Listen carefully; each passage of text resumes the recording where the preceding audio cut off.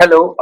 जहाँ पर आज पूरी दुनिया में वर्ल्ड हार्ट डे को सेलिब्रेट किया जाता है, ऑब्जर्व किया जाता है। इस दिन के हवाले से कई सारे प्रोग्राम्स जो हेल्थ इंस्टीट्यूशन है वो करते हैं, और जो हेल्थ एक्सपर्ट्स हैं इस हवाले से कई सारी बातों पे रोशनी डालते हैं, हार्ट हेल्थ की, स्पेसिफिकली हार्ट हेल्थ को लेकर। तो इस बीच कश्मीर की अगर हम बात करें, पिछले कुछ वक्त से ऐसे कई सारे वाकयात रोनमा हुए जहां पर हार्ट, जो दिल के मर्ज की वजह से कई सारे लोगों की मौत जो है वाक़या हुई। तो मजीद इस पर क्या सूरत हाल बनी पड़ी है कश्मीर में, हमारे साथ इस मौजू पे बात करने के लिए है इंटरवेंशनल कार्डियोलॉजिस्ट, सीनियर कार्डियोलॉजिस्ट भी है सुपर स्पेशलिटी हॉस्पिटल जीएमसी से, डॉक्टर जहांगीर बेग साहब। हम डायरेक्टली उनसे बात करते हैं और जानेंगे डॉक्टर साहब से कि कश्मीर में हार्ट हेल्थ को लेकर हम कहां पर स्टैंड कर रहे हैं।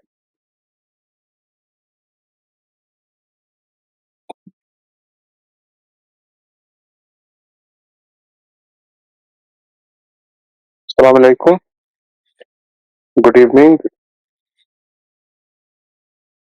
उम, अ, मैं एट द आउटसेट मैं बोलना चाहता हूँ कि अ, जो हार्ट डिजीज़ेज़ हैं, दुनिया भर में, ना सिर्फ़ कश्मीर में या हिंदुस्तान में या इस part of south east Asia में, दुनिया भर में नंबर 1 जो कॉज़ है, जो डेथ का, वो हार्ट डिजीज़ेज़ हैं।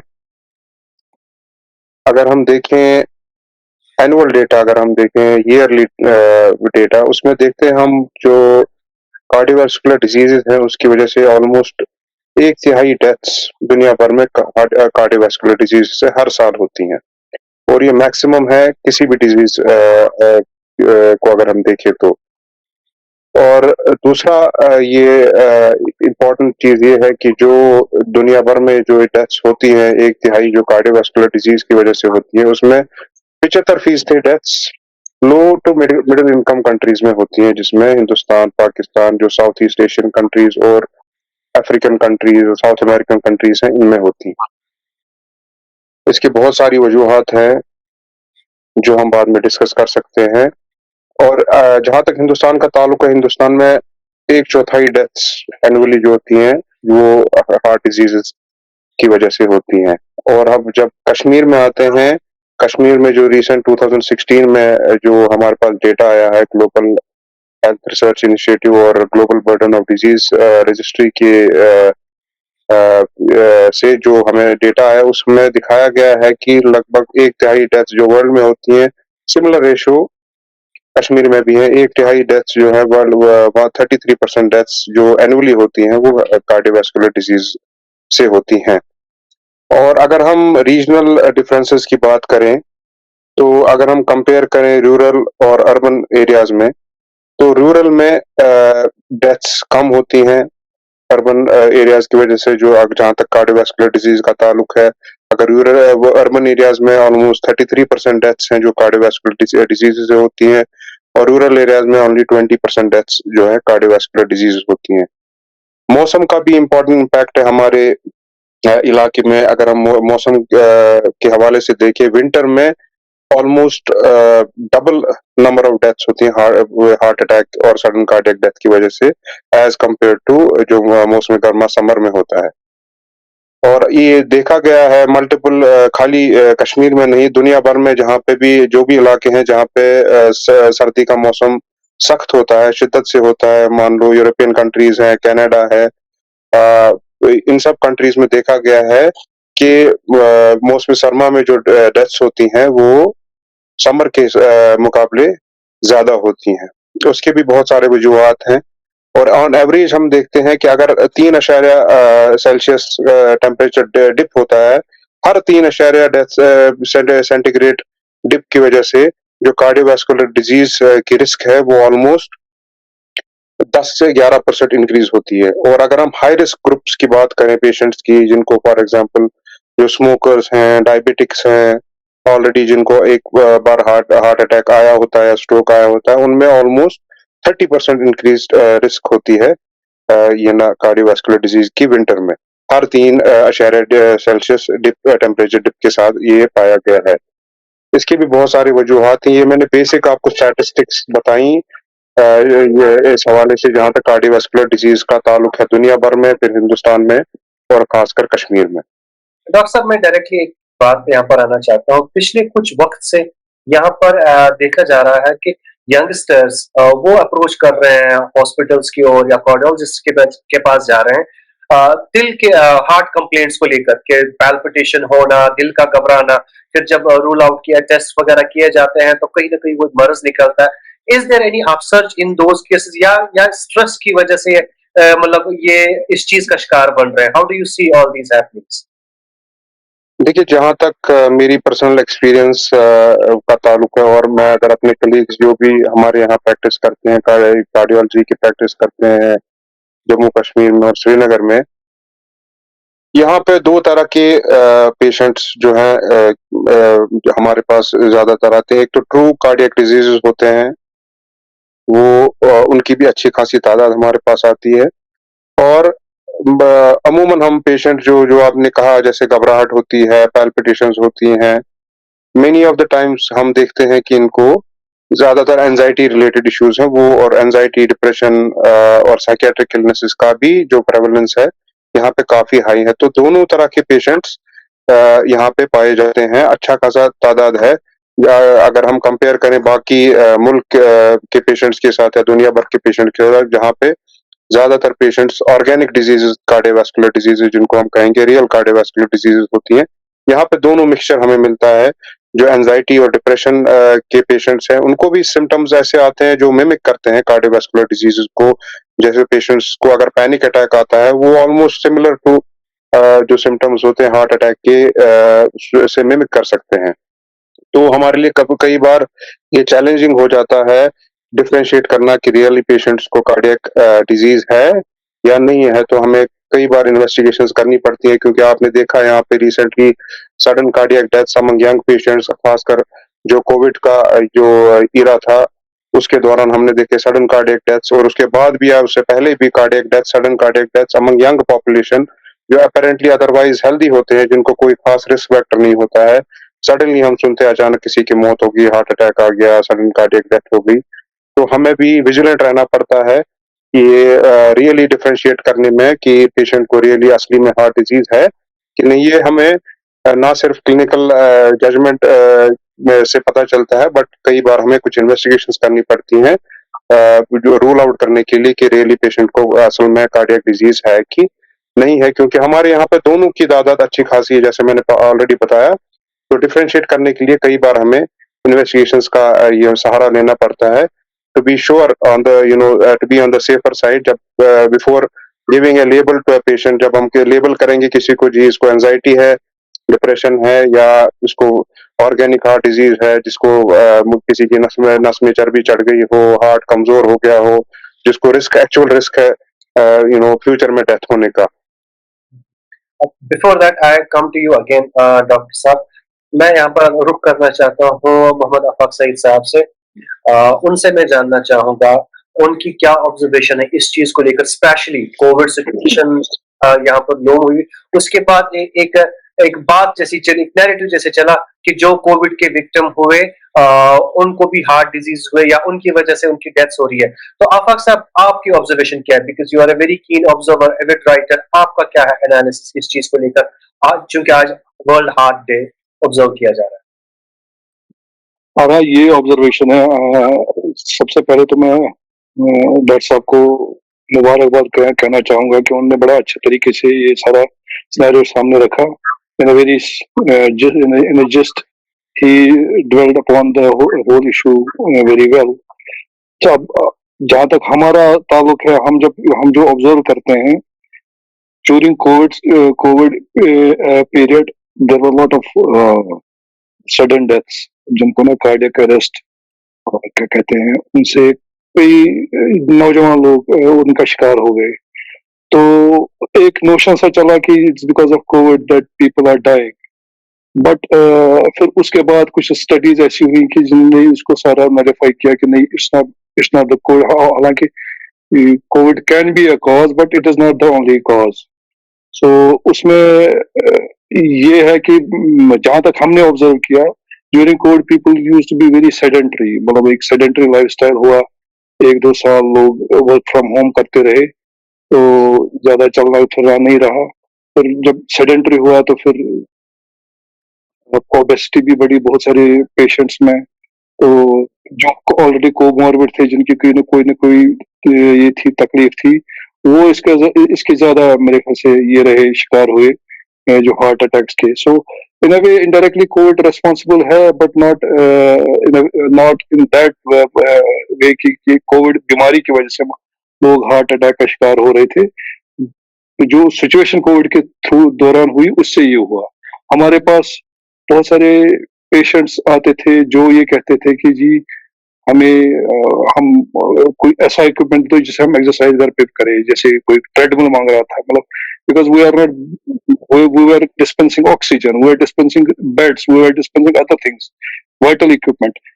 We had a lot of people coming to us seeking even exercise material. Say for example, some people were seeking these treadmills, ताकि वो कह रहे थे कि हम जी घर में बैठे हैं, we are not able to move around, और हमें लगता है कि हमने वेट पुट ऑन किया है, उससे हमारी हार्ट प्रॉब्लम्स थोड़ा बहुत अवेयर थे वो लोग। तो उससे हमें ये अंदाजा हो रहा था कि नहीं, this is going to this is going to be a big problem in coming days, in coming years. तो आज वो हम देखते हैं, क्योंकि अगर आप किसी भी प्राइवेट स्कूल में जाएंगे ना, किसी भी बड़े प्राइवेट स्कूल में जाएंगे, आप देखेंगे मैक्सिमम जो किड्स हैं, जो 12 साल के, 13 साल के, 10 साल के, ये सारे किड्स ड्यूरिंग कोविड 2 साल घरों में बैठे रहे, पढ़े रहे, तो इन्होंने घर से ही पढ़ाई की। इनमें से प्रेवलेंस ऑफ ओबेसिटी बहुत बढ़ गई है। मतलब देयर आर किड्स, मतलब more than 50% kids are overweight. Doctor साहब शायद मुझे इसमें थोड़ी मदद करेंगे, because maybe he has some empirical data on this. So this is not a good sign for the society as a whole. अगर हमारी यंग जनरेशन ही obesity का शिकार होगी, तो हार्ट एलिमेंट्स तो आएंगे ही आएंगे। उसके बाद और कोविड के दौरान कुछ ऐसे ड्रग्स भी एडमिनिस्टर किए गए, मतलब those are hit and trial method drugs, जिसकी वजह से भी काफी प्रॉब्लम्स हुई। कुछ लोग उससे भी उसका भी शिकार हुए। Maybe that was the reason also. जैसे कुछ लोगों को खामखा में वो क्या कहते हैं, ब्लड थिनर्स दिए गए, मतलब वही आपके कहा गया कि कोविड के दौरान फिर वो क्लॉटिंग को रोकने के लिए ब्लड थिनर्स दिए, उससे भी बहुत सारे लोगों को, आधों को ब्रेन हेमरेज हो गई, आधों को, मतलब there were lot of issues, lot of people died because of those drugs also. So वो एक पैंडेमिक का मतलब सिलसिला था उस वक्त। जो जो डॉक्टर साहब को, डॉक्टर मेडिक्स को लगा कि इससे बेहतरी होगी, उन्होंने वो किया, लेकिन उसके दूरस्थ जो नताइज है ना, वो आज हम देख रहे हैं। People are now witnessing the results. Coming back to your Haq साहब, मैं इससे पहले डॉक्टर साहब की ओर रुख करना चाहूंगा। सेडेंटरी लाइफस्टाइल का यहाँ पर जिक्र हुआ डॉक्टर साहब, मैं आपसे जानना चाहूंगा, are we in a worrying state? जिस तरीके से आज देखा जा रहा है, मरीज अस्पतालों में जा रहे हैं, हमारे जो ओपीडी कंसल्टेशन है हार्ट को रिलेटेड, उनमें इंक्रीज है, या सर्जिकल इंटरवेंशन है, या बाकी इंटरवेंशन है हार्ट के related, is there an obstacle, and if there is an obstacle, how much worrying state we are in? जी, बिल्कुल, आपने बिल्कुल सही फरमाया। जो अगर हम दुनिया भर में देखें, वर्ल्ड वाइड सिनेरियो देखें, तो देयर इज़ डेफिनिटली एक सर्ज है कार्डियोवास्कुलर डिजीज़ में, जिसमें कोई दो राय नहीं है। खासकर जो जैसे मैंने बताया, 75% जो डेथ्स हैं कार्डियोवास्कुलर डिजीज़ की, वो लोअर और मिडिल इनकम कंट्रीज़ में हो रही हैं। इसके कई सारे वजूहात हैं। तो जिसमें हम कहेंगे, जो ग्लोबलाइजेशन हो गई या अर्बनाइजेशन हो गई, वर्ल्ड एक ग्लोबल विलेज में तब्दील हो गया है। जो जो चीजें वेस्ट से यहाँ पे ईस्ट में आने में 10 साल 20 साल लगते थे, आज वो in the matter of days और मंथ्स ये ट्रांजिशन हो जाती हैं।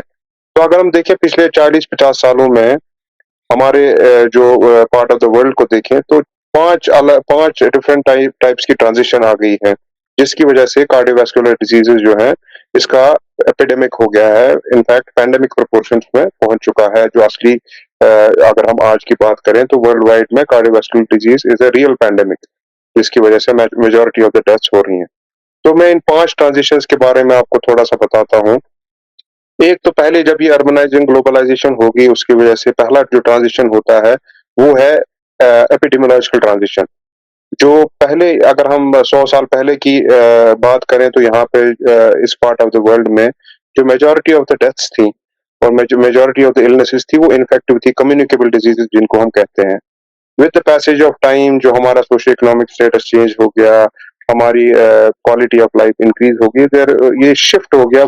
हमारी डिजीज पैटर्न जो आज हैं वो कम्युनिकेबल डिजीज से नॉन कम्युनिकेबल डिजीज में तब्दील हो गया, जिसमें diabetes, obesity, hypertension, cardiovascular disease, cancer, ये सब डिजीजेस अब मेजॉरिटी ऑफ द जो डिजीज बर्डन हमारे पार्ट ऑफ द वर्ल्ड में है वो उसकी वजह से है।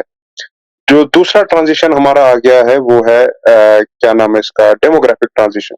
डेमोग्राफिक ट्रांजिशन की हम जब बात करते हैं तो लाइफ एक्सपेक्टेंसी की बात आती है। जो लाइफ एक्सपेक्टेंसी अगर हम देखें 1970 में इंडिया में लाइफ एक्सपेक्टेंसी एवरेज 46 साल थी, और अगर हम आज की बात करें तो एवरेज लाइफ स्पैन जो एक हमारे पार्ट ऑफ द वर्ल्ड में है वो लगभग 67 साल है, 67 ईयर्स है।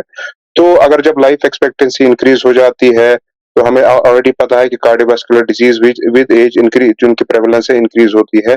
जैसे पॉपुलेशन एज हो जाती है उनमें प्रेवलेंस ऑफ जो क्रॉनिक डिजीज हैं like diabetes, hypertension, cardiovascular disease ये इंक्रीज हो जाती है।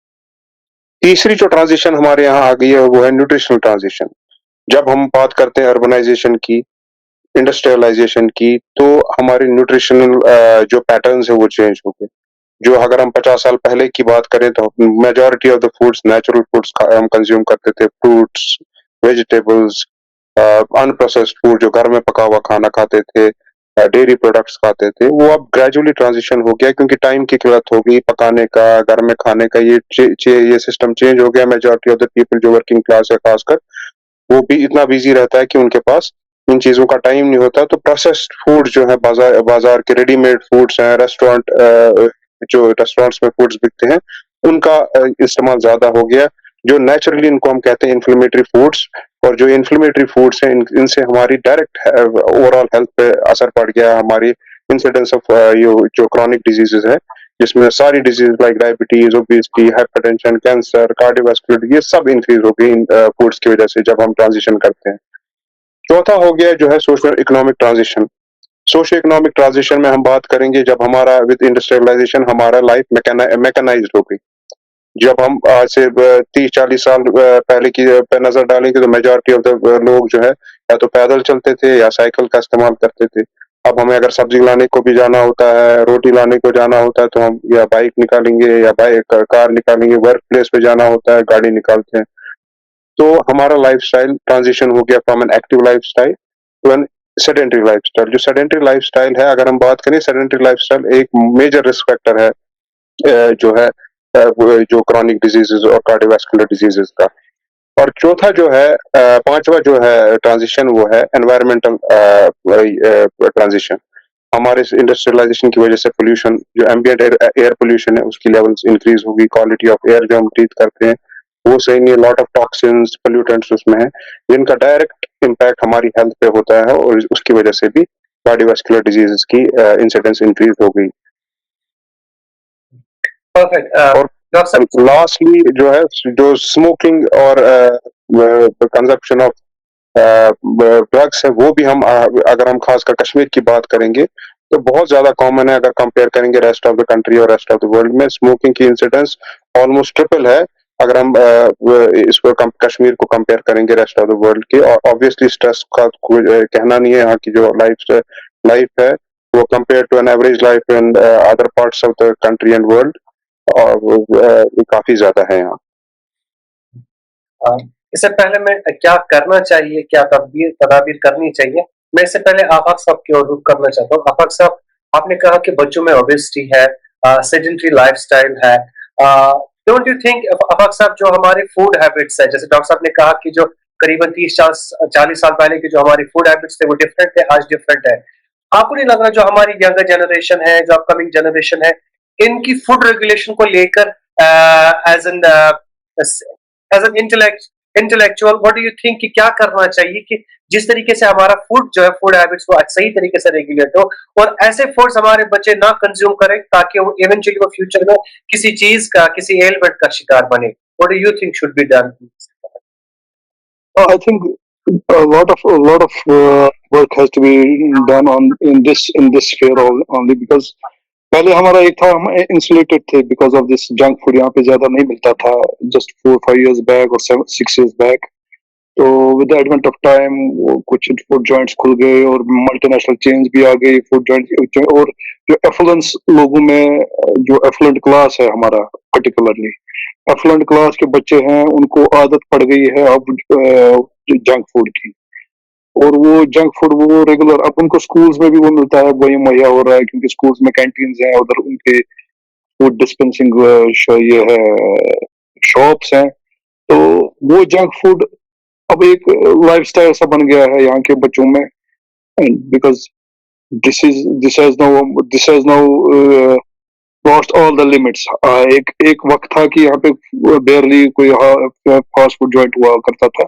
And that was okay with us because कभी कभी साल में 1-2 बार अगर बच्चा खा भी लेता था इट वाज नो प्रॉब्लम अब तो ये है कि हफ्ते में 3-4 बार ये खा लेते हैं there are pastry shops there are cakes which are they are consuming enough of cakes daily basis पे अब होने लग गया है ये और फिर फास्ट फूड इसको रेगुलेट करने के लिए मुझे लगता है सोसाइटी मतलब सोसाइटी का क्या रोल हो सकता है सोसाइटी तो किसी को बाहर नहीं कर सकती ना कि अपनी शॉप खोले या अपना फूड जॉइंट खोले ये गवर्नमेंट का काम है government has to regulate it properly और हमें अवेयरनेस दे हम ज्यादा से ज्यादा पेरेंट्स को अवेयर कर सकते हैं especially in affluent class, middle class, higher middle class, in parents को एक चीज ध्यान रखनी है कि भाई ये जो फास्ट फूड है this is really poison for their kids this is really junk इस जंक को खाने से इनको कोई फायदा नहीं मिल रहा है उल्टा ओबेसिटी बढ़ती है और बच्चा सुस्त भी हो जाता है उसकी एलिमेंट्स बढ़ती हैं इन द लॉन्ग रन वो नहीं कर पाता है वैसे परफॉर्म जैसे उनको चाहिए होता है तो ये पेरेंट्स को अवेयरनेस देनी है उसके लिए थोड़ी बहुत कैंपेन चलानी पड़ेगी हमें सोसाइटी में बट वी कैन नॉट मतलब वो एक प्यूनिटिव सा कोई ऐसा एक्शन ले फास्ट फूड जॉइंट्स के खिलाफ या जो फास्ट फूड डिस्पेंस करते हैं उनका भी अपनी रोजी रोटी है they have to do it will have to control it in our homes वो हमें खुद करना पड़ेगा तो यही है एक सोसाइटी तो यही कर सकती है ज्यादा से ज्यादा हम अवेयर कर सकते हैं और कुछ नहीं कर सकते हैं डॉक्टर साहब coming to the last segment मैं आपसे जानना चाहूंगा यहाँ पर चूंकि आपने कहा कि जो पहले के कंपैरिजन में अगर हम देखें लाइफस्टाइल डिफरेंट था फूड हैबिट्स हमारे फूड इंटेक हैबिट्स हमारे डिफरेंट थे नाउ इट इज चेंजिंग आपने 5 कुछ फैक्टर्स का यहाँ पर भी जिक्र किया जिसमें एनवायरमेंटल एस्पेक्ट्स इंडस्ट्रियलाइजेशन ये सारे एस्पेक्ट्स को आपने यहाँ पर हाईलाइट किया I want to know from you, Dr. Saab, in given circumstances, जहां पर आपको पता है कि like जो इन्फ्लेशन है बाजारों में जो अनएम्प्लॉयमेंट इश्यूज है ओवरऑल आपके अंडरस्टैंडिंग के लिए मैं आपको बता दूं जो स्ट्रेस लेवल्स लोगों में है और ड्यू टू वन और अदर रीजंस उस चीज को लेकर हार्ट एलिमेंट्स के खदशात कितने हैं और इस चीज को अवॉइड करने के लिए किस तरीके की तदबीरें एहतियाती तदबीरें लोगों को करनी चाहिए सो दैट कि वो बचे इन खुदा न खास्ता कोई हार्ट का जो मरीज है वो उसका शिकार ना बने या हार्ट अटैक का शिकार ना बने तो इस चीज को लेकर what is your take and what do you suggest देखिए इसमें जो इंटरवेंशन जो हम कर सकते हैं अगर हम उसको ब्रॉडली बताएं तो ब्रॉडली जो इंटरवेंशन है एक तो इंडिविजुअल लेवल्स पे हो सकती हैं एक कम्युनिटी लेवल्स पे हो सकती हैं और एक ऑर्गेनाइजेशन लेवल्स पे जो गवर्नमेंट या पॉपुलेशन लेवल पे इंटरवेंशंस होती है वो हो सकती हैं इंडिविजुअल लेवल्स पे मैं कहूँगा if you want to see a change you have to be the change अगर आपको जो हेल्दी हैबिट्स हैं वो इनकलकेट करने हैं वो आपको खुद से करने हैं पहले अपने घर में स्टार्ट करने हैं तभी आपके बच्चों में वो हैबिट्स ये ट्रांजिशन हो जाएंगे तो जब आप अपना लाइफस्टाइल हेल्दी रखेंगे अपने घर में जो है प्रोसेस्ड फूड या जंक फूड जिसको हम कहते हैं उसका इंटेक कम कर देंगे घर का खाने का इस्तेमाल ज्यादा करेंगे नेचुरली बच्चों को उसकी आदत कम होगी उसकी तलब कम होगी दूसरी चीज जिसमें मेहनत का इस्तेमाल है आपको अच्छा खाना घर में बनाना है तो उसमें मेहनत भी लगेगी टाइम भी लगेगा तो उसके लिए आपको टाइम निकालना पड़ेगा दूसरी चीज है एक कम्युनिटी लेवल पे जैसे आफाक साहब ने कहा at the level of schools ये जैसे इंडिविजुअल रिस्पॉन्सिबिलिटी है as a collective community responsibility है स्कूल्स की भी कि जो वहाँ पे बच्चों को खाना दस्तयाब होता है कैंटीन्स में, उसमें ज़्यादा से ज़्यादा हम नेचुरल फूड्स का इस्तेमाल करें, बच्चों में वैसी आदतें डालें, वैसा खाने का आदत डालें, जो उनके लिए लॉन्ग टर्म हेल्थ के लिए उनकी जो अच्छी साबित हो जाए। तीसरा इंटरवेंशन पॉपुलेशन लेवल पे है, जिसमें हम पब्लिक अवेयरनेस कैंपेन्स जो है गवर्नमेंट करा सकती है। देखिए, हम रोक किसी को नहीं सकते हैं, चाहे ये एक इंडस्ट्री है, आप किसी इंडस्ट्री को सप्रेस नहीं कर सकते। यहाँ पे आपको पता है स्मोकिंग इज नंबर 1 किलर, वो हम बंद नहीं कर सकते हैं, तो प्रोसेस फूड तो बहुत छोटी सी बात है जो रेस्टोरेंट फूड्स हैं। तो उसमें ज्यादा रोल है अवेयरनेस का, एजुकेशन का। जब हम एजुकेट करेंगे, रिपीटेड रीइटरेशन करेंगे, बार-बार कैंपेन्स करेंगे, रेगुलर प्रोग्राम्स करेंगे, चाहे मीडिया के सोशल मीडिया पे हो, प्रिंट मीडिया पे हो, नेशनल मीडिया पे हो, उसमें ये बार-बार उसमें जो हम है ये स्ट्रेस देंगे हेल्दी हैबिट्स के बारे में, हेल्दी लाइफस्टाइल के बारे में, तो ग्रेजुअली इसमें हर किसी चीज में टाइम लगता है। अगर हम देखेंगे वेस्टर्न ये कंट्रीज में, जो पहले का जो सर्च था, जो इनटेक प्रोसेस फूड्स का, वो अब ग्रेजुअली कम हो रहा है। प्रोसेस फूड इनटेक्स कम हो रहे हैं, लोग पीपल मूव कर रहे हैं टुवर्ड्स मोर हेल्दी ऑप्शंस। ये सब अवेयरनेस की वजह से होता है, rather than implementation of rules. जो ये रूल्स और प्यूनिटिव एक्शन से ये चीजें नहीं हासिल की जा सकती, ये सब एजुकेशन से हो सकता है। और जहाँ तक हैबिट्स की बात है, हम अपने बच्चों में बार-बार रिइटरेट हमें करना चाहिए कि हेल्दी लाइफस्टाइल, हमारी स्ट्रेस लेवल्स कम करने के लिए हमें मेंटल हेल्थ अवेयरनेस कैंपेन की, जहाँ तक जो हेल्दी लाइफस्टाइल का, हमें मेंटल हेल्थ अवेयरनेस कैंपेन्स भी करनी चाहिए। जैसे मैंने आपको कहा, मेजॉरिटी ऑफ द पेशेंट जो जहाँ भी स्पेशलिटी यहाँ पे कश्मीर में देखती है, चाहे कार्डियोलॉजिस्ट हो, न्यूरोलॉजिस्ट हो, गैस्ट्रोएंटरोलॉजिस्ट हो, 75% पेशेंट्स, 80% पेशेंट्स जो हैं, उनको anxiety related psychiatric related issues होते हैं, जो मैनिफेस्ट करती हैं एज ऑर्गेनिक सिम्टम्स, चाहे इरिटेबल बाउल सिंड्रोम हो, चाहे माइग्रेन हो, चाहे यू पैनिक अटैक्स हो, पैल्पिटेशंस हो। तो मेंटल हेल्थ अवेयरनेस कैंपेन्स भी करना जरूरी है। जो हमारे यहाँ स्टिग्मा है साइकियाट्रिस्ट से मिलने का, साइकियाट्रिक कंसल्टेशन लेने का, साइकोलॉजिस्ट से मिलने का, काउंसलिंग करवाने का, वो जो है वो स्टिग्मा रिमूव करने की हमें जरूरत है, ताकि लोग सामने आए, क्योंकि स्ट्रेस, एंजाइटी, डिप्रेशन ये भी मेजर रिस्क फैक्टर है फ्यूचर कार्डियोवैस्कुलर। अगर अनट्रीटेड रहे, अनअटेंडेड रहे, नेग्लेक्टेड रहे, तो future risk of cardiovascular diseases इसमें डेफिनेटली डबल हो जाती है।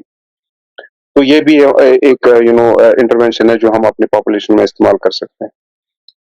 मैं यहाँ पर one last point I want to come to Afaq साहब।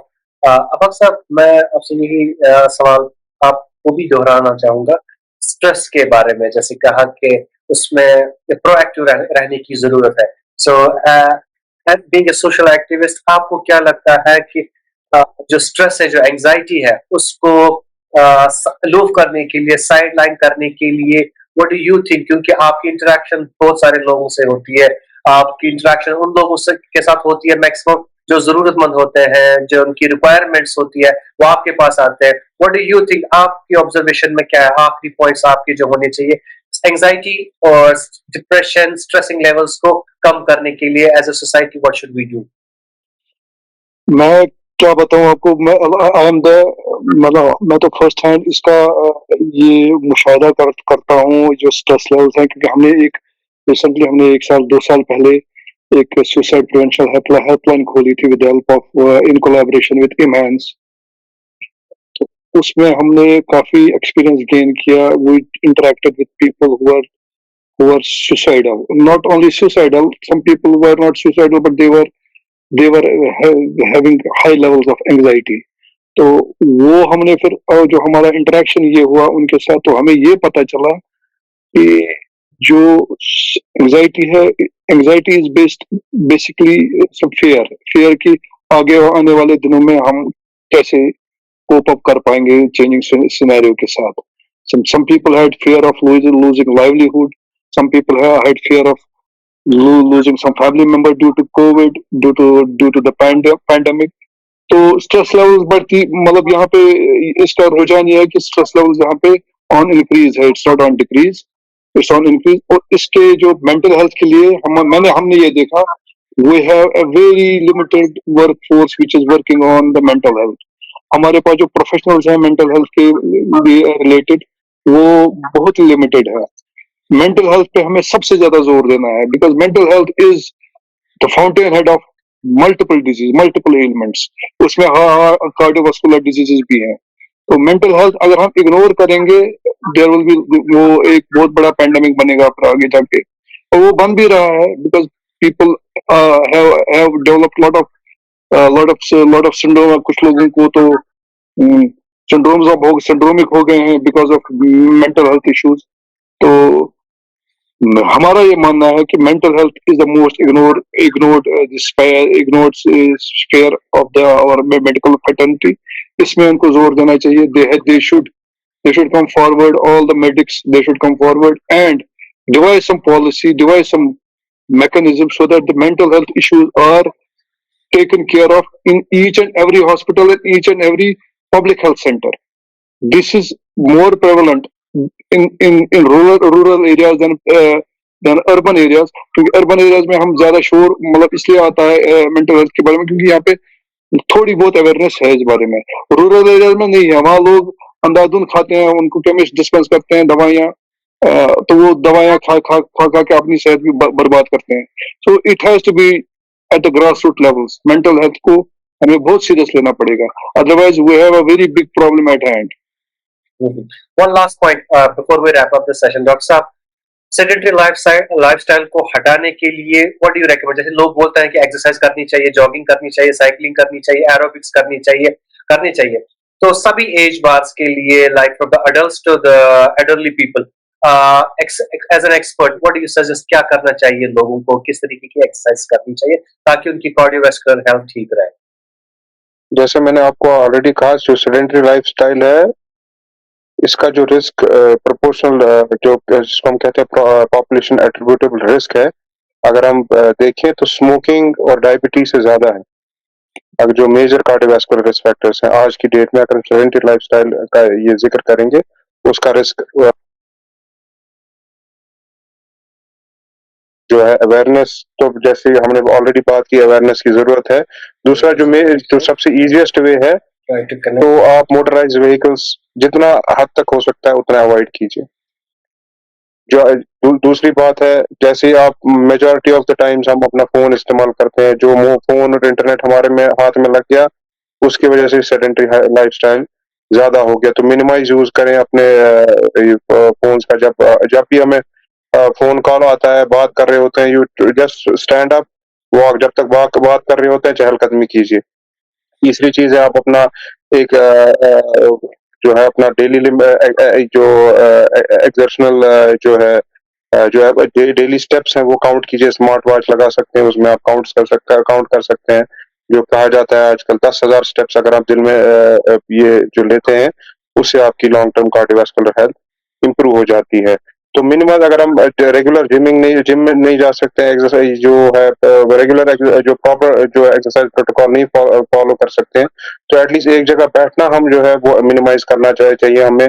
जहां हमें मोटराइज व्हीकल्स की ज्यादा अशद जरूरत नहीं है, वहां हम पैदल चल सकते हैं, साइकिल का इस्तेमाल कर सकते हैं। जहां पे हम जो है नजदीकी जगहों पे जाना होता है वो हम कर सकते हैं। और घर में एक जो बैठे रहते हैं, बैठने से ज्यादा बेहतर है आप घर में भी अगर आप ज्यादा बैठे रहते हैं तो आप स्टेयर्स का इस्तेमाल कर सकते हैं। दिन में 8-10 चक्कर स्टेयर्स का भी अगर आप 2-3 फ्लोर्स में करते हैं तो उसका भी आपका डेली जो है कोटा पूरा हो जाता है। एवरेज में अगर आप 30 मिनट मॉडरेट इंटेंसिटी एक्सरसाइज करते हैं पर डे, 5 दिन, जो हम कहते हैं 150 मिनट पर वीक, वो इनफ है आपके कार्डियोवास्कुलर हेल्थ को मेंटेन करने के लिए, जब इसको कंबाइन किया जाएगा हेल्दी डाइट के साथ।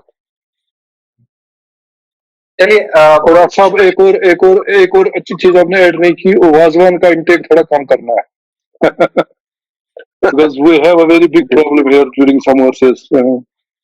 जी जी जी बिल्कुल, लेकिन आजकल बेटर एक ट्रेंड हो गया है जिसमें आपको लिफाफे मिलते हैं साथ में, रादर देन ईटिंग लिफाफा।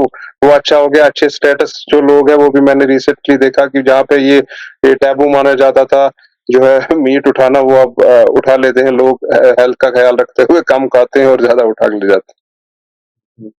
चलिए, बहुत बहुत शुक्रिया डॉक्टर जहांगीर रशीद बेग साहब, आफाक साहब, मैं आप दोनों को मशकूर हूँ, आपने इस मौजू पे आज बात की, अपना कीमती वक्त दिया और हम उम्मीद करते हैं आने वाले वक्त में कश्मीर में हार्ट हेल्थ को लेकर बेहतर रिजल्ट सामने आएंगे एंड वी विश के जो हमारे ऐसा सेक्शन भी सोसाइटी में जो जिन्होंने सेडेंटरी लाइफस्टाइल अप्रोच किया, अडॉप्ट किया है, by watching this program they will certainly make a change in their lives and we wish all the best to everybody.